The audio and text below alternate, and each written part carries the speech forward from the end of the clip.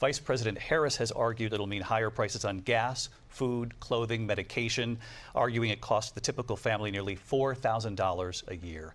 Do you believe Americans can afford higher prices because of tariffs? They're not going to have higher prices. What's going to have and who's going to have higher prices is China and all of the countries that have been ripping us off for years.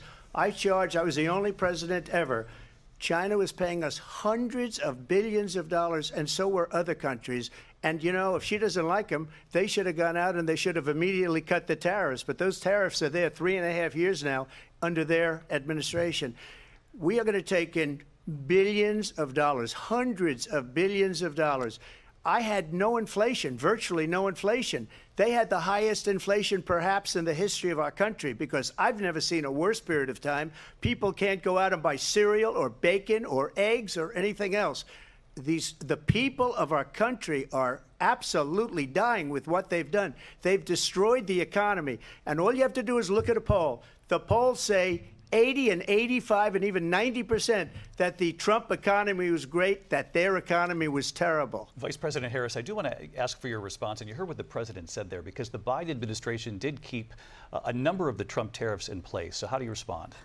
Well, let's be clear that the Trump administration resulted in a trade deficit, one of the highest we've ever seen in the history of America.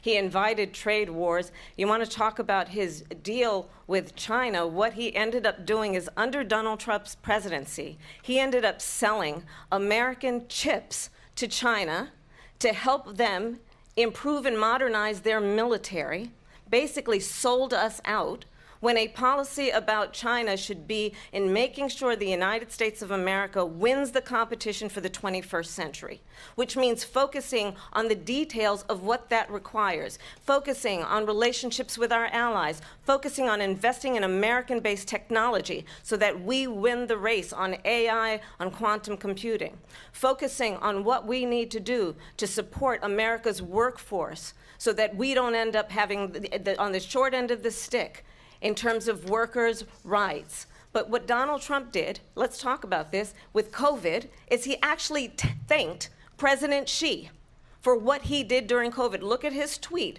"Thank you, President Xi," exclamation point, when we know that Xi was responsible for lacking and not giving us transparency about the origins of COVID.